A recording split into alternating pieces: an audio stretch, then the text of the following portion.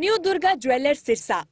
खारिया वाले प्रभुजी सोनी व पीली मंदोरी वाले सज्जन सोनी का भारत सरकार द्वारा मान्यता प्राप्त मशहूर hallmark jewellery showroom new Durga jewellers Parshuram Chowk Sirsa. अधिक जानकारी के लिए संपर्क करें 9813932001 या 9466697217।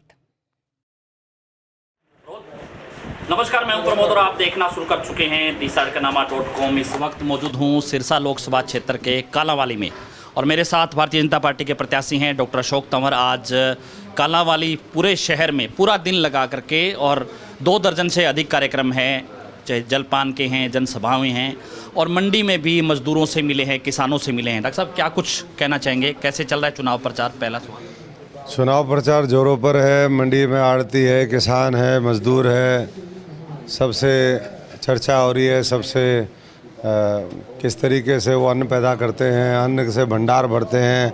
उन भंडारों से 80 करोड़ लोगों को फ्री राशन मोदी सरकार देती है। तो सारी चर्चाएं हम लोग कर रहे हैं और देश बनाने का जो उनका संकल्प है, अगले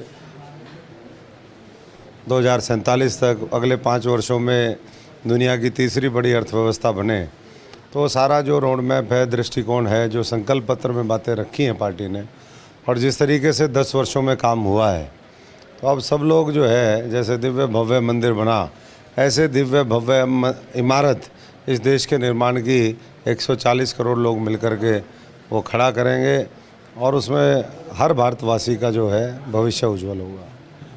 कांग्रेस ने अपना घोषणा पत्र जारी किया है, उसको लेकर के भी बीजेपी कई तरह के सवाल उठा रही है कि जो पैसा है, जो संपत्ति है, उसकी जांच करवाएंगे, अल्पसंख्यकों को दे देंगे। आज प्रेस कॉन्फ्रेंस भी कर रहे हैं बीजेपी के नेता। क्या पूरा मामला है, ये जनता जानना चाह रही है कि कहानी क्या है?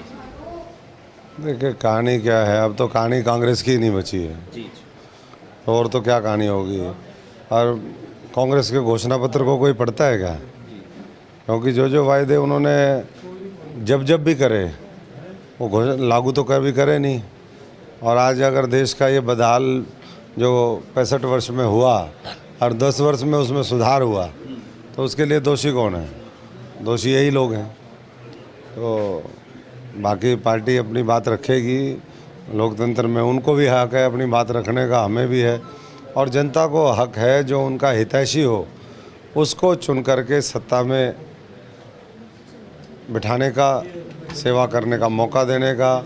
एक इंडिया अलायंस है जो लूट का मौका देख रहा है कि कैसे लूटा जाए देश को, और दूसरी तरफ मोदी जी और भारतीय जनता पार्टी एनडीए वो ये देख रहे हैं कि देश बचाना कैसे है और बनाना कैसे है।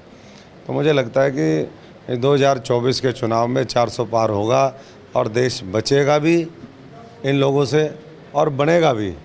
ये जिस तरीके से आज बात कर रहे हैं, कल मोदी जी ने बहुत अच्छे से बात रखी कि इन लोगों ने आजकल चला रखा, पिछले वैसे तो पहले से ही चला रखा, 10 साल से एक ही बात कहते हैं कि भाई संविधान को खतरा है, संविधान को खतरा है।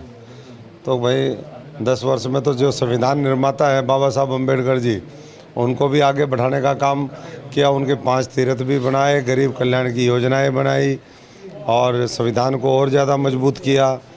और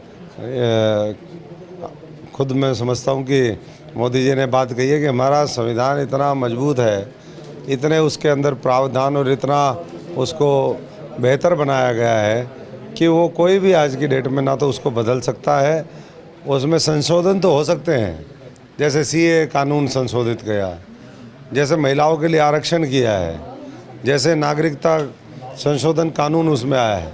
ये चीज़ें हो सकती हैं, लेकिन ये कानून, ये संविधान देश को आगे बढ़ाने वाला है और बढ़ाते रहेंगे। जब तक लोकतंत्र रहेगा देश हमारा आगे बढ़ता है। 9 के 9 विधानसभा कवर हो गए आप? पहले कल रानिया में थे, आज कालांवाली में, पहले डबवाली में। हम पिछले 42-43 दिन से चुनावी मैदान में, अब तो 30 दिन बच गए। कहते हैं हाथी निकल गया, पूँछ बची है। और जो है बीजेपी तो हाथी के साथ पहुंच गए अब दिल्ली के नज़दीक, और कुछ को वो पूँछ भी हाथ नहीं आ रही है। और बाद में वो लोग जो है दोष किसका देंगे? आपका देंगे, किसी और का देंगे, अपने संगठन का देंगे, एक दूसरे के ऊपर कीचड़ उछालेंगे। और जब उससे भी काम नहीं चलेगा तो कहेंगे कि भाई ईवीएम खराब है। आज ईवीएम के ऊपर भी सुप्रीम कोर्ट का माननीय का फैसला आने वाला है और हमें पता है कि देश जो है आज काबिल हाथों में है और लोकतंत्र की जड़ें बहुत गहरी हैं हमारे यहाँ। तो आने वाले समय में कांग्रेस क्यों नहीं डिक्लेयर कर पा रही है? आप भी लंबे समय से कांग्रेस में रहे, क्या पेच कहाँ फंसा हुआ है? रोजाना खबरें आती है कि अब 2 सीटों पे पेच है, अब 3 सीटों पे पेच है, अब ये हो गया, वो हो गया। देखिए, कांग्रेस मल्टीपल ऑर्गन फेलियर हो गया उसके, सब कुछ फेल है। जब सब कुछ फेल हो जाता है तो मूर्छित अवस्था में चला जाता है शरीर। तो मूर्छित हो रखे हैं, उनको पता ही नहीं कि क्या है, क्या डिसीजन लें ना लें। शरीर का कोई अंग, ना दिल काम करता, ना दिमाग काम करता, ना लीवर, ना गुर्दे, ना सब। मुकाबला किसके बीच मानते हैं डॉक्टर साहब ये? मुकाबला कुछ नहीं है। मुकाबला तो जब 42 दिन का काम कोई ये सोचे कि भाई मैं एकदम आगे कर लूँगा, कैसे कर लेंगे? जिसके पास संगठन नहीं, नेतृत्व नहीं, नैरेटिव नहीं, विचारधारा नहीं बची, लोगों ने जिसको बार बार रिजेक्ट कर दिया, तो उनका कहाँ है? यहाँ ज़मीन पे तो ना गांव में कांग्रेस, ना शहर में कांग्रेस, ना खेत में कांग्रेस, ना खलिहान में कांग्रेस।